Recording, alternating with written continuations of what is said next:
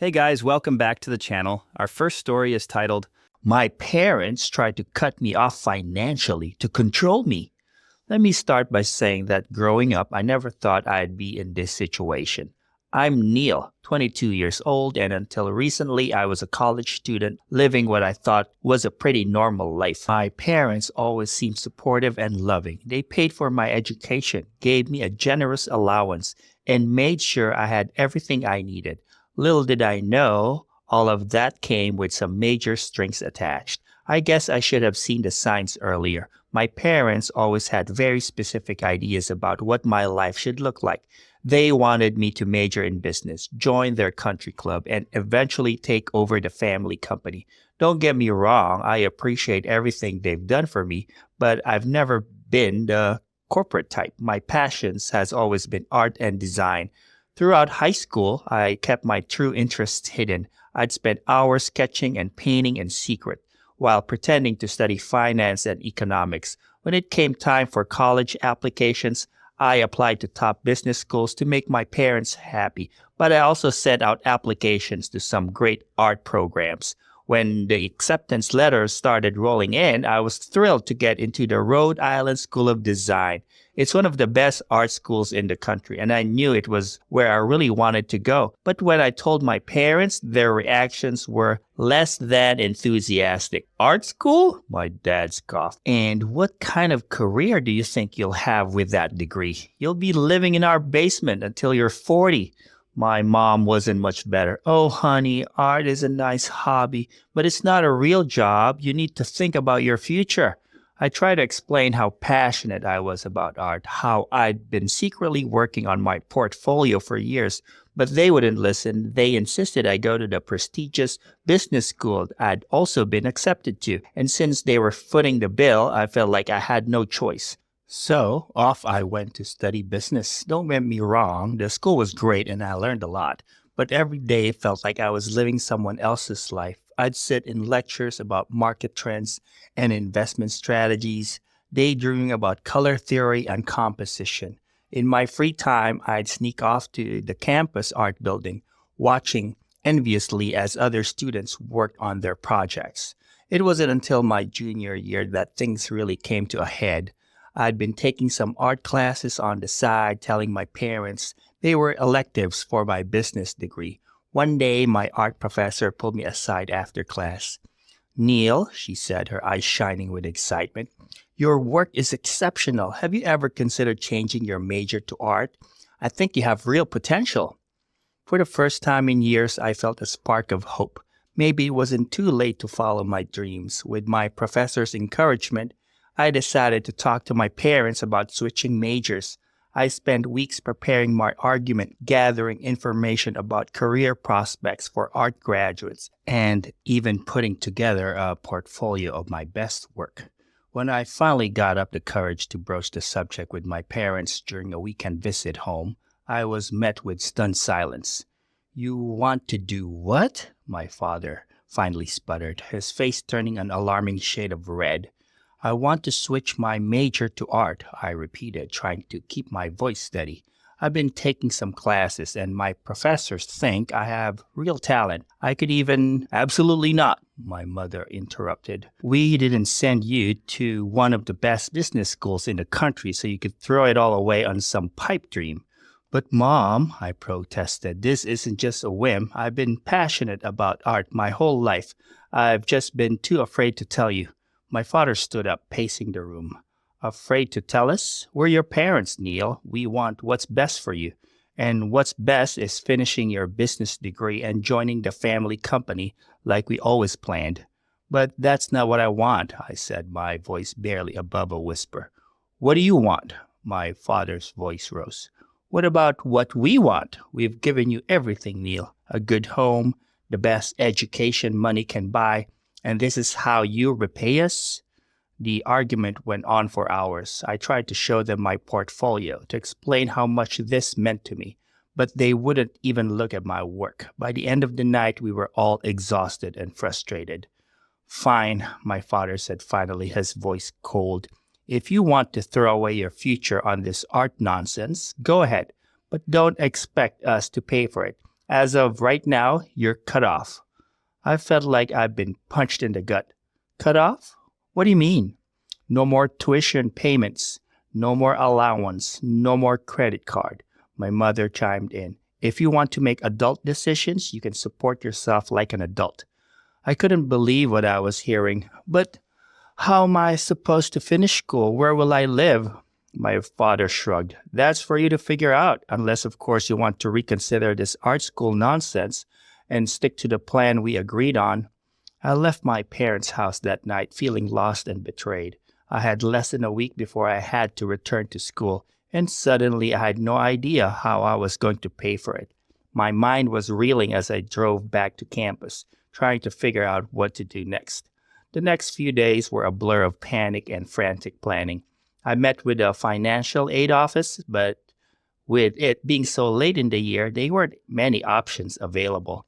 I looked into student loans, but without my parents' co-signature, the interest rates were astronomical. I even considered dropping out and working full-time to save up money, but the thought of giving up on my education altogether made me feel sick. It was my roommate, Jake, who finally gave me an idea. You know, he said one night as I was stressing over my options, my cousin did this thing where he became an RA to cover his housing costs. Maybe you could look into something like that. It was like a light bulb went off in my head. I immediately started researching all the on-campus jobs I could find. Resident assistant, teaching assistant, library worker, campus tour guide.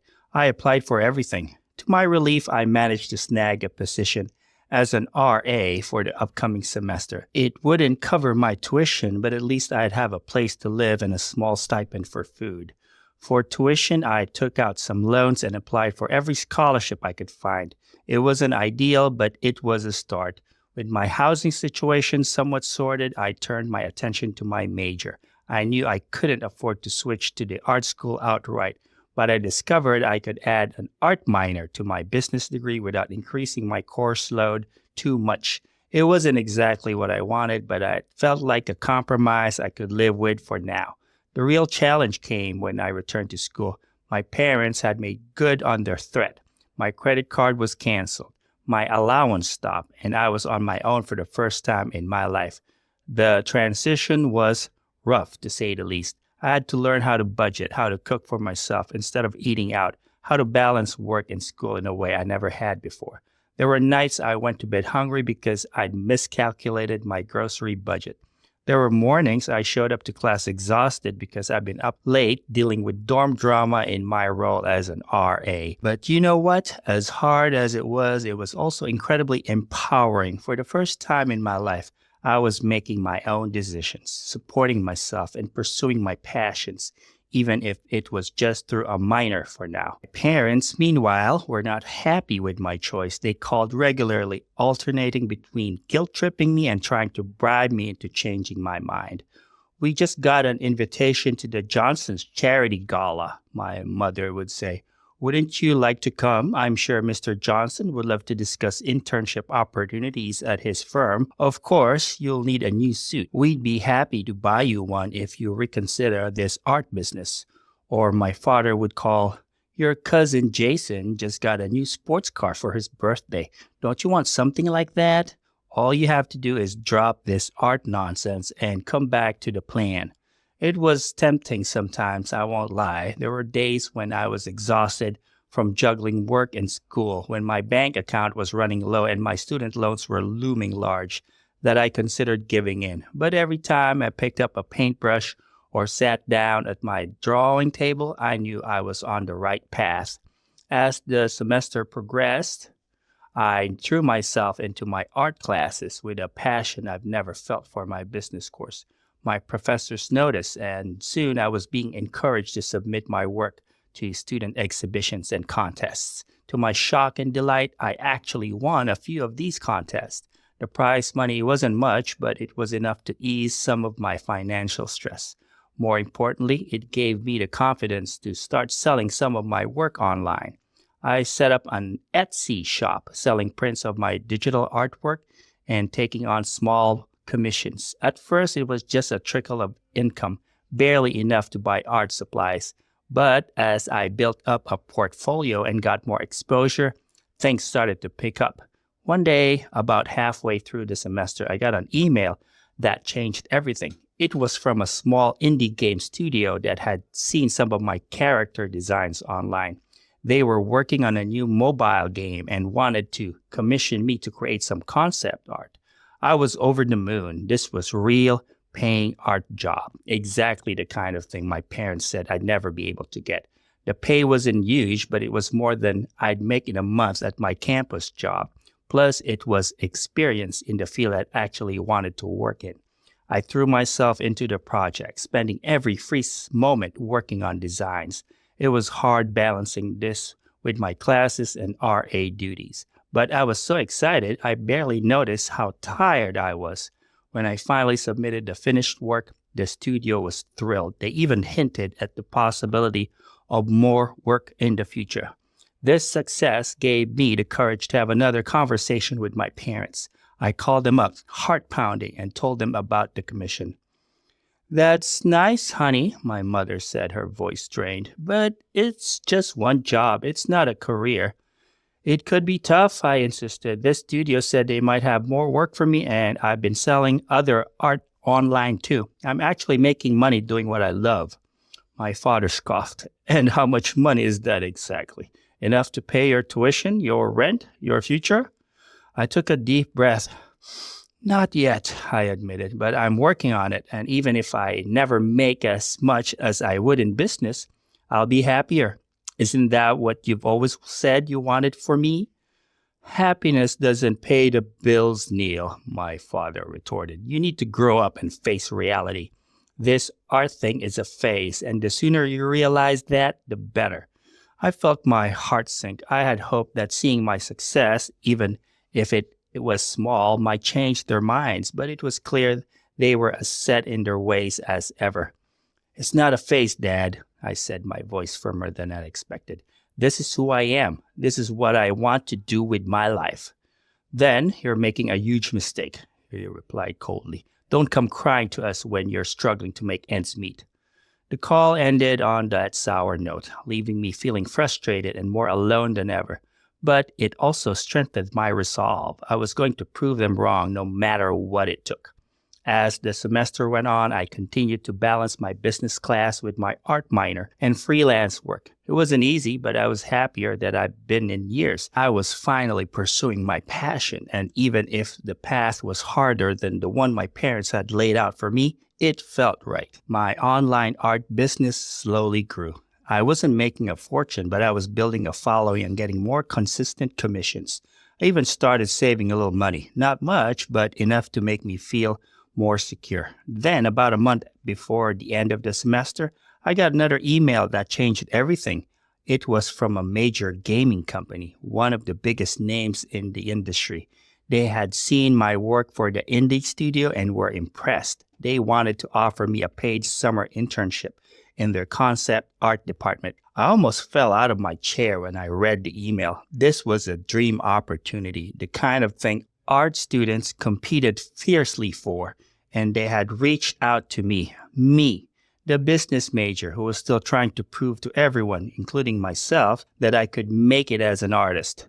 The internship paid well enough that I could afford to take fewer hours at my campus job the following semester. It would give me invaluable experience and connections in the industry. And most importantly, it validated everything I had been working towards. Excited, I called my parents to share the news, hoping that this big opportunity would finally make them see the value in my chosen path.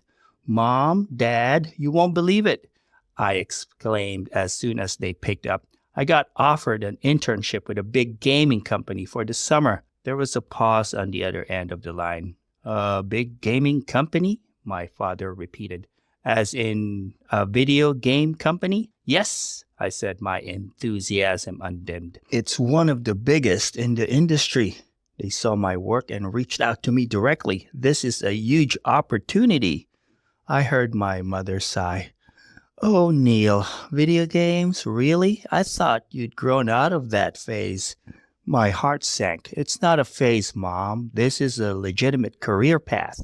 The gaming industry is worth billions of dollars. And how much of those billions will you be making? My father cut in. What's the salary for this internship? I told him the figure, which I thought was quite generous for an internship. But my father just scoffed. That's less than you'd make as an entry-level analyst at my firm, he said dismissively. Is this really how you want to waste your potential? I'm not wasting anything, I insisted, feeling my frustration rise. I'm pursuing a career I'm passionate about. Isn't that worth something? Passion doesn't pay the bills, my mother chimed in.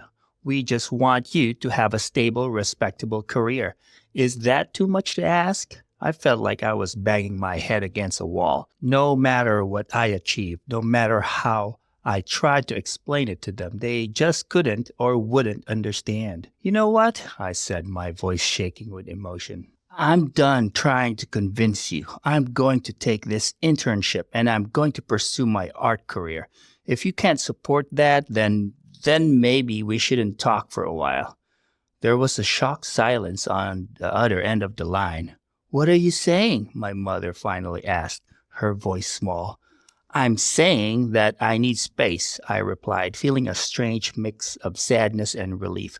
I can't keep trying to live up to your expectation. It's not fair to me, and it's ruining our relationship. I need to do this on my own, without your judgment hanging over me. You can't be serious, my father sputtered. After everything we've done for you? I'm grateful for everything you've done, I interrupted, but I'm an adult now. I need to make my own choices, even if you don't agree with them. And right now, I need to do that without you in my life. Before they could respond, I ended the call. My hands were shaking and I felt a bit nauseous, but underneath it all was a sense of relief. For the first time in my life, I had truly stood up for myself and what I wanted. The next few weeks were hard. My parents tried calling and texting multiple times, alternating between anger, guilt-tripping, and attempts at reconciliation. But I stood firm. I needed this time to focus on myself, to pursue my dreams without their constant disapproval weighing me down. As the semester ended and summer began, I threw myself into my internship. The work was challenging, but incredibly rewarding. I was learning so much, not just about art and game design, but about working in a professional environment, collaborating with a team, and managing deadlines. My colleagues at the gaming studio were supportive and encouraging. For the first time, I felt like I was truly in my element. I was surrounded by people who understood and valued creativity, who saw art as a vital and respected profession.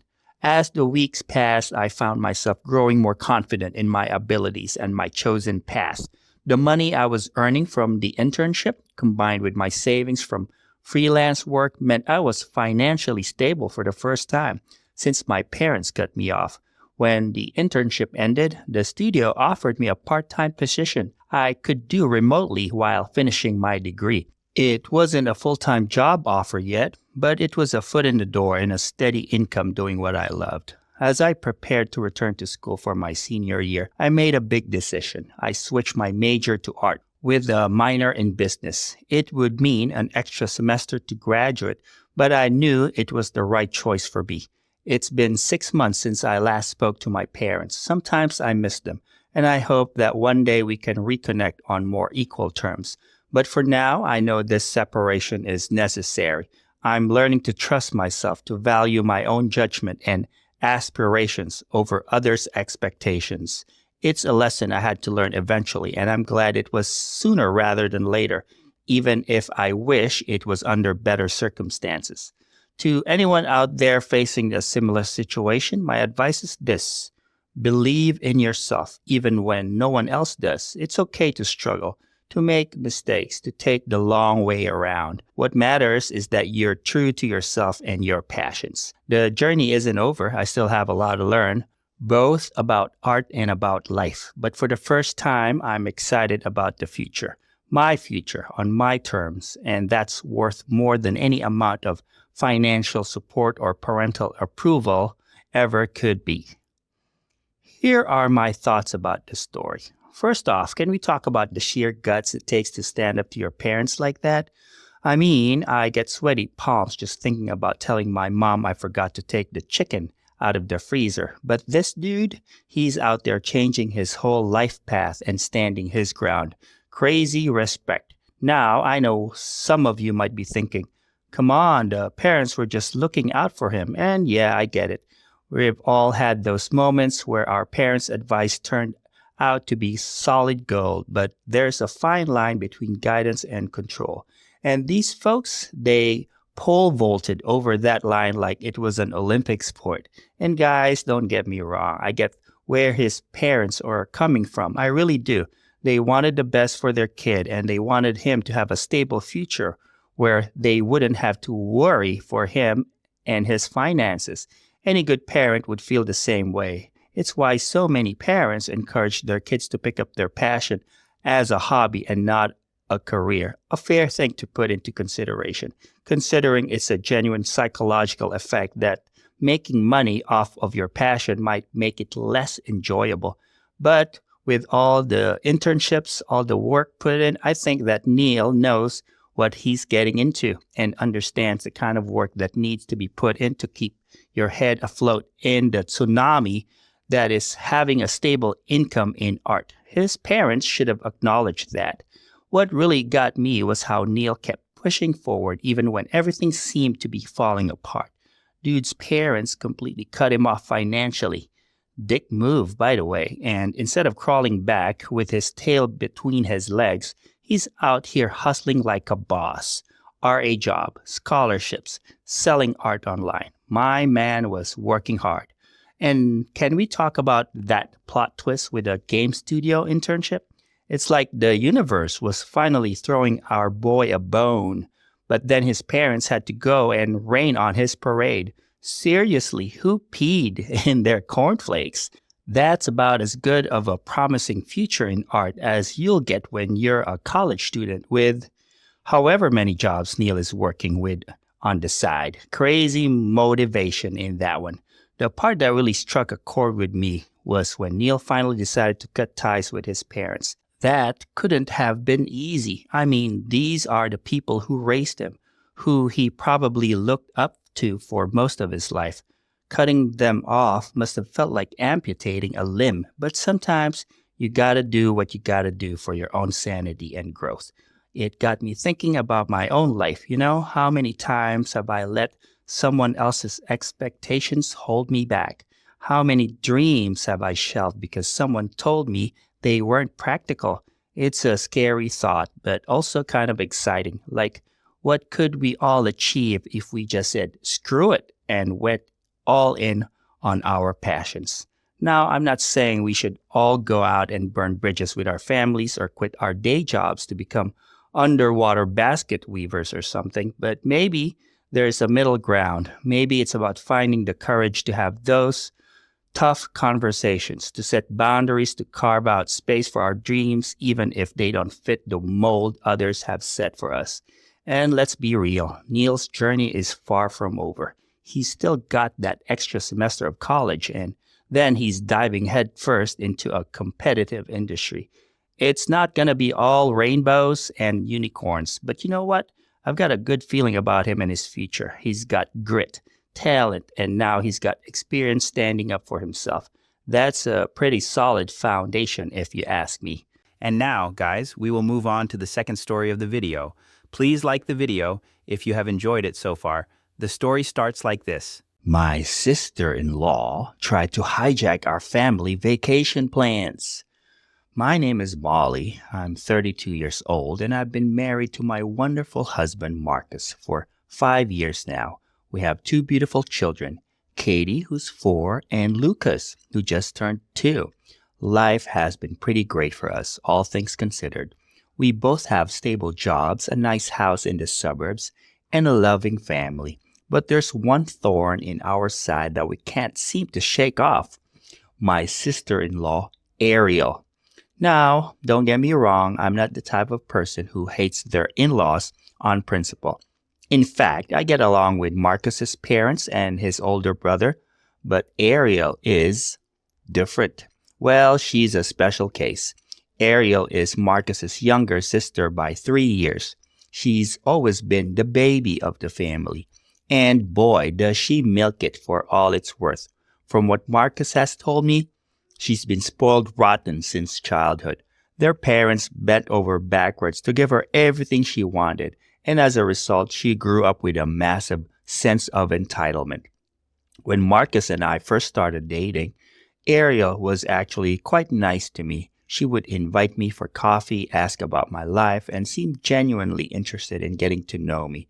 But as soon as Marcus proposed, it was like a switch flipped. Suddenly, I was the enemy who was stealing her brother away.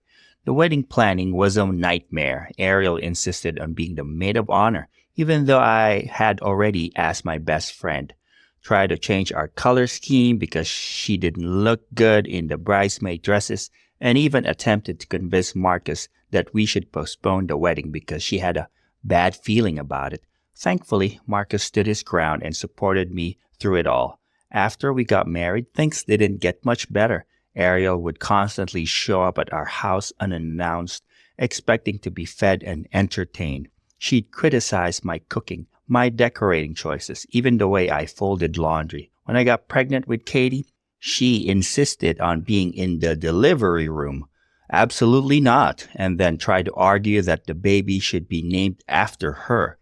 But the incident that really takes the cake happened just a few months ago when we were planning our family vacation. Marcus and I have been saving up for this trip for over a year. We wanted to take the kids to Disney World. It would be their first big vacation, and we were all excited about it. We had everything planned out. The flights, the hotel, the park tickets, even the restaurants we wanted to try. It was going to be perfect. About 2 months before our trip, during a family dinner at Marcus's parents' house, we mentioned our upcoming vacation. Katie was bouncing in her seat talking about meeting Mickey Mouse, while Lucas clapped his hands excitedly. That's when Ariel lights lit up. "Oh my God, Disney World? I love Disney. When are you going?" Marcus smiled, not sensing the danger. "We're leaving on the 15th of next month. We'll be there for a week." Ariel's face broke into a wild grin. "That's perfect. I have some vacation days saved up. I'll come with you guys." The table felt silent. I felt my stomach drop as I exchanged a panicked look with Marcus. This was supposed to be our family vacation, just the four of us. We've been planning and saving for so long, and now Ariel wants to crash it? Marcus cleared his throat. Jess, I don't think that's too good of an idea." But Ariel wasn't listening. She was already pulling out her phone, tapping away furiously. "I'm looking at flights now. Oh, and I can just stay in your hotel room, right? That'll save so much money." I couldn't believe what I was hearing. I took a deep breath, trying to keep my voice calm. "Ariel, I'm sorry, but this is meant to be a trip for just us and the kids. We've been planning it for a long time." Ariel looked up from her phone, her expression a mix of confusion and annoyance. "So, there's room for one more, isn't there? Come on, it'll be fun. I can help with the kids, and we can all go on rides together." Marcus's mom, sensing the tension, tried to intervene. "Ariel, dear, I think Molly and Marcus want this to be a special trip with just their children. Maybe you could plan your own Disney trip another time." But Ariel wasn't having it. Her lower lip started to quiver, a tactic I'd seen her use many times when she didn't get her way. I thought it was disturbing with how childish it made her seem, but the tactic made her parents fold like a wet napkin every time. But I thought we were family. Don't you want me there?" Marcus, bless him, tried to be diplomatic.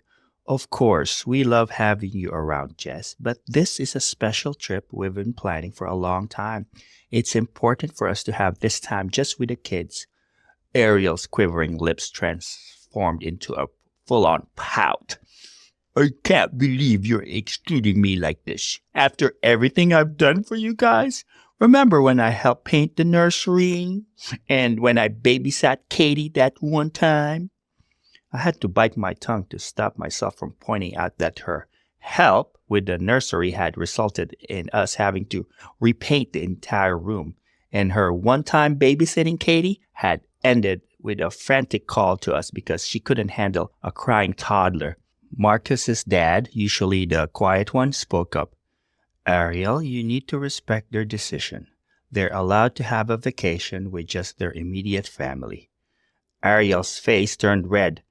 Fine, I'll see how it is. You all just want to get rid of me. I bet Molly put you up to this, didn't she? She glared at me. You never liked me. You've always been trying to push me out of the family. I was stunned. Where was this coming from? Ariel, that's not true at all. We love having you in our lives, but we've been planning this for so long now. It was meant to be just Marcus and I and the kids. She cut me off, pushing back from the table. Save it. I don't want to hear your excuses. If you don't want me on your precious vacation, fine. I hope you all have a terrible time. With that, she stormed out of the house, slamming the door behind her. The rest of us sat in shocked silence for a moment before Marcus's mom sighed heavily. I'm so sorry about that, she said, looking at us apologetically. You know how she can be sometimes. I nodded, still processing what had just happened. Marcus reached over and squeezed my hand under the table, a silent show of support.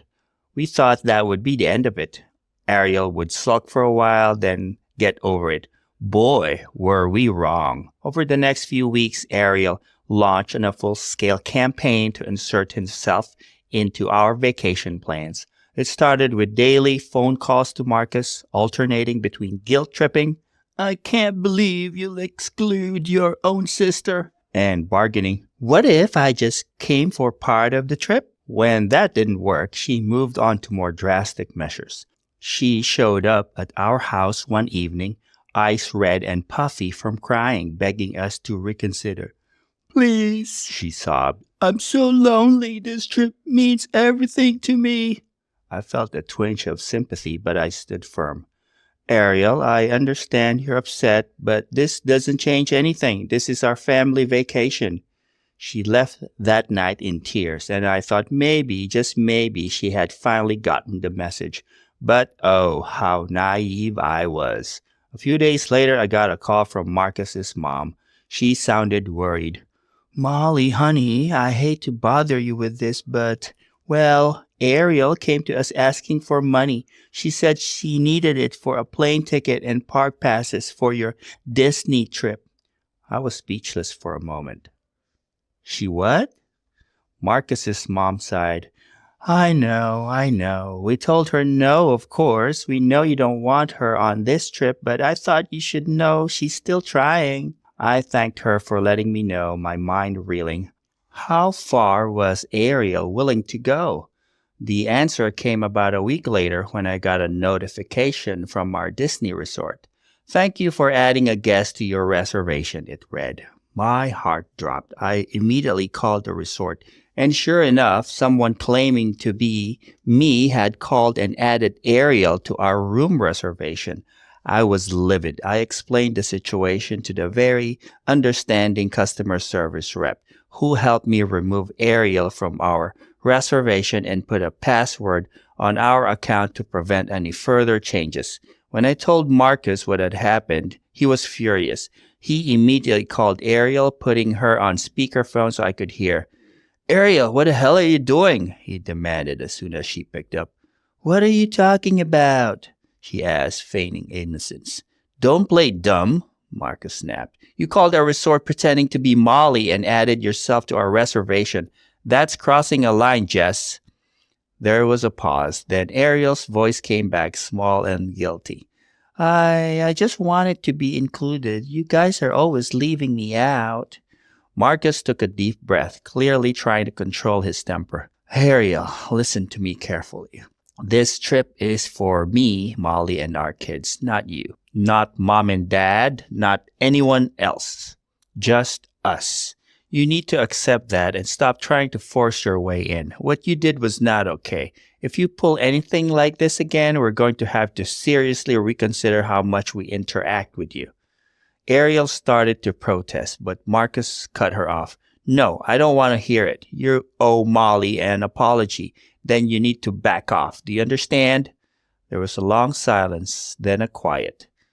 Yes. Good, Marcus said. Now apologize to Molly.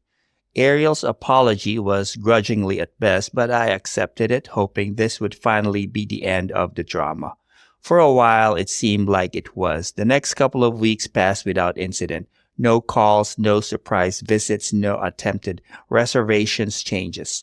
We started to relax, focusing on our excitement for the upcoming trip. The night before we were set to leave, we were busy packing and getting everything ready. The kids were bouncing off the walls with excitement, and even with all the stress of the past few weeks, I couldn't help but smile at their joy. We had just gotten the kids to bed when the doorbell rang. Marcus and I looked at each other in confusion. Who could be visiting this late? Marcus went to answer the door while I continued packing. A moment later, I heard raised voices. Concerned, I went to see what was going on. There, standing in our doorway with a suitcase, was Ariel. "What are you doing here?" I asked, unable to keep the exasperation out of my voice. Ariel beamed at me, apparently oblivious to the tension. "Surprise! I'm here for the trip." Marcus pinched the bridge of his nose, a sure sign he was trying not to lose his temper. "Ariel, we've been over this. You're not coming on this trip." Ariel's smile faltered. But I'm all packed. I even bought my plane ticket." I felt a heartache coming on. "Ariel, we've told you multiple times that this is a trip for our family. Marcus, me, and the kids. You can't just show up and expect to come along." "But I am family," Ariel protested, her voice rising. "Why are you being so mean? Why can't I come?" Marcus took a deep breath. "Jess, this isn't up for discussion. You need to leave now." Ariel's face crumpled. "You can't do this to me. I'll tell Mom and Dad. They'll make you take me." I couldn't believe what I was hearing. Was she really threatening to tattle on us like we were children? Marcus's patience finally snapped. "That's enough," he shouted, causing both Ariel and me to jump. "Ariel, you are a grown woman. Start acting like it. You're not coming on this trip. End of story. Now leave before you wake up the kids." Tears started streaming down Ariel's face. "You're horrible, both of you. I hate you." With that, she turned and stormed off, dragging her suitcase behind her. We watched as she got into her car and drove away, tires screeching. Marcus closed the door and leaned against it, looking exhausted. "I'm so sorry about that," he said softly. I went over and hugged him. "It's not your fault. We both knew she wasn't going to let this go easily." He hugged me back tightly. "I just hope this is really the end of it." We finished our packing and tried to get some sleep, both of us on edge about what the morning might bring. Thankfully, our departure went smoothly. We got to the airport without any sign of Ariel, made it through security, and boarded our flight without incident. As the plane took off, I finally allowed myself to relax. We had done it. We were on our way to our family vacation, just the four of us.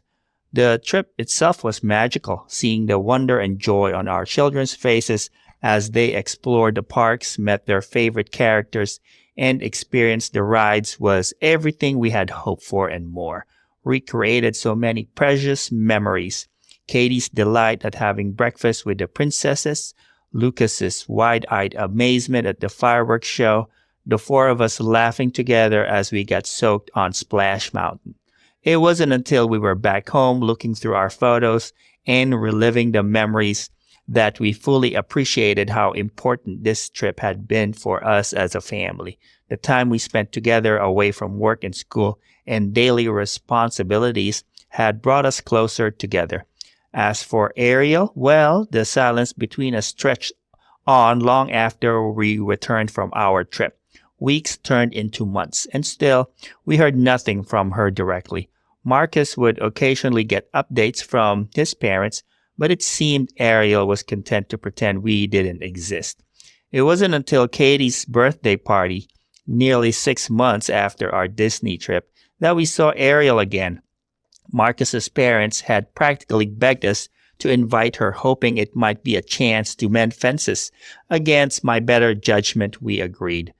Ariel arrived late, a hastily wrapped gift in hand. She barely looked at me as she walked in, making a beeline for Katie. "Happy birthday, sweetie," she exclaimed, her voice overly bright.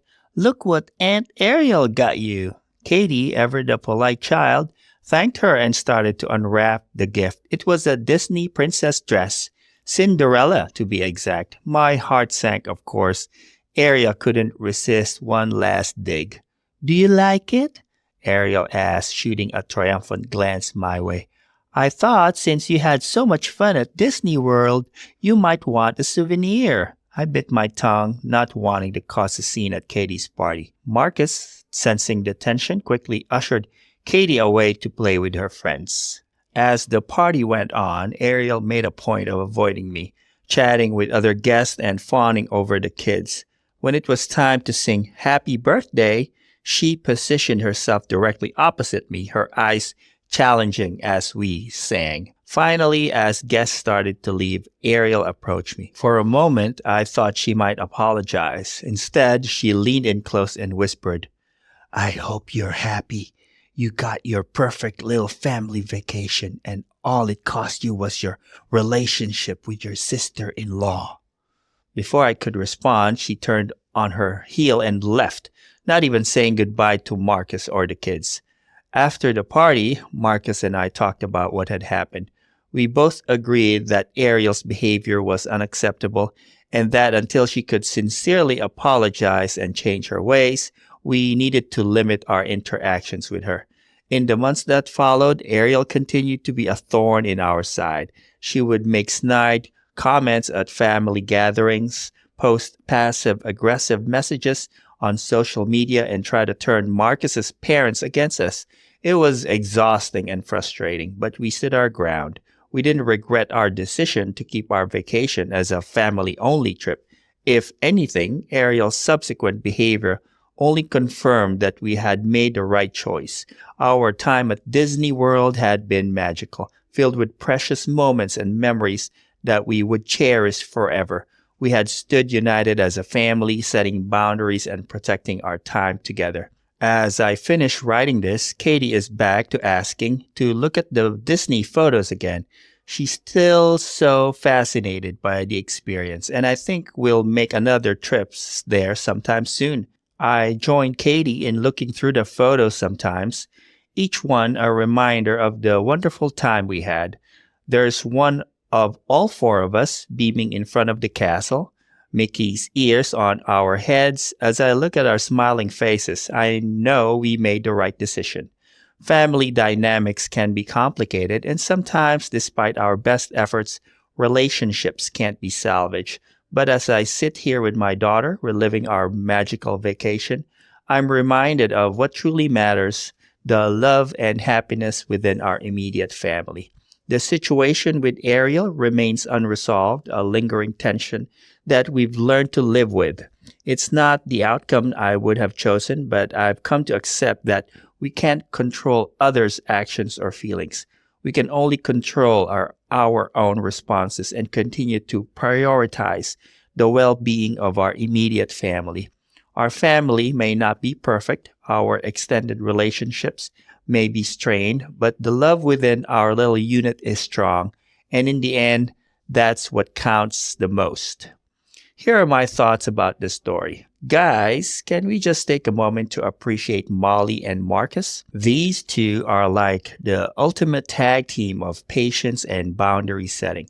I swear, if I had a sister-in-law like Ariel, I've had lost my cool way earlier. Like way earlier. We're talking, you're uninvited to Thanksgiving forever, kind of early. But man, Ariel, where do I begin with her? This chick is like a master class in how not to adult. I mean, who in their right mind thinks it's okay to just invite themselves on someone else's family vacation?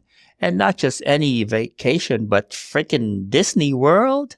That's like the holy grail of family trips. You don't mess with the mouse, Ariel. The part that really got me, though, when she called the resort pretending to be Molly to add herself to the reservation. I mean, that's some next level sneaky stuff right there. I was half expecting her to show up at the airport in a wig and sunglasses, trying to sneak into their flight. Wouldn't put it past her, to be honest. And let's talk about that night before the trip when she showed up with a suitcase.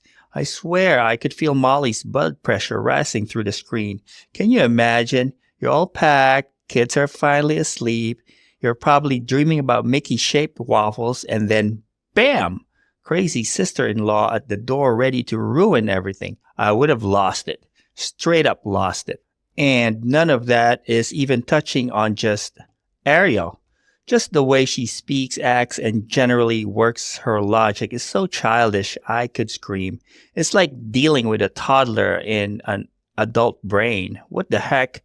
My blood pressure rose from just reading about the lady, so I can't imagine what actually talking to her would have been like. But you know what really struck me about this whole mess? It's how it shows that sometimes, no matter how hard you try, you can't just fix a relationship. Like Molly and Marcus gave Ariel so many chances. They explained their reasons. They set boundaries. They even invited her to the birthday party after everything. But nope, Ariel just couldn't let it go. It's kind of sad, really. You can tell Molly wanted things to work out. She was hoping for that movie moment where Ariel would realize she was wrong and they'd hug it out. But real life isn't like that, is it? Sometimes people just can't get over themselves and you have to accept that and move on. I gotta say though, I'm proud of Molly and Marcus for sticking to their guns. It would have been so easy to give in, to let Ariel come along just to keep the peace, but they didn't. They protected their family time, their special memories, and from the sound of it, that trip was everything they hoped it would be. In the end, though, I think Molly and Marcus made the right choice. Yeah, things are still tense with Ariel, but look at what they gained. An amazing family vacation, memories that'll last a lifetime, and the knowledge that they can stand together against anything. That's worth more than keeping the peace with a drama queen any day. Anyways, guys, I hope you enjoyed the video. Please like and subscribe, and I'll see you again tomorrow.